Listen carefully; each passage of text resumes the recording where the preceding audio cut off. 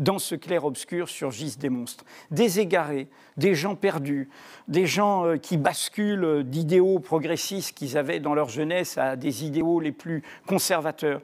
Des gens qui perdent pied sur des principes fondamentaux, notamment l'égalité des droits, sans distinction d'origine, de condition, d'apparence, de croyance. J'en ai un exemple que j'ai apporté pour vous. C'est quoi?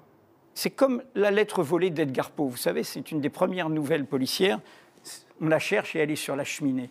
Il y a quelque chose qui est sous nos yeux depuis quelques semaines et que personne d'entre nous, jusqu'à ce que les réseaux sociaux s'en emparent hier, n'avait vu.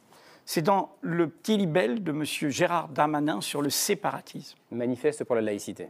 Et qui fait la théorisation de la chasse aux islamo-gauchistes et de la diabolisation d'une sorte de séparatisme islamiste.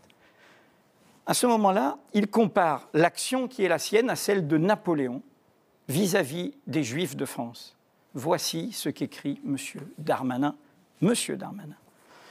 Une fois clarifié le rapport avec les responsables catholiques, Napoléon s'intéressa à régler les difficultés, écoutez bien, les difficultés touchant à la présence de dizaines de milliers de Juifs en France. Point.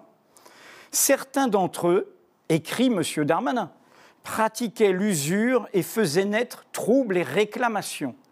Il poursuit, parle des problèmes d'intégration des Juifs à la nation française, cite à nouveau M. Napoléon, je préfère dire citoyen Napoléon qu'empereur, notre but est de concilier la croyance des Juifs avec les devoirs des Français et de les rendre citoyens utiles, étant résolus de porter remède au mal auquel beaucoup d'entre eux se livrent au détriment de nos sujets. Commentaire de cette citation par l'actuel ministre de l'Intérieur, voilà, une lutte pour l'intégration avant l'heure.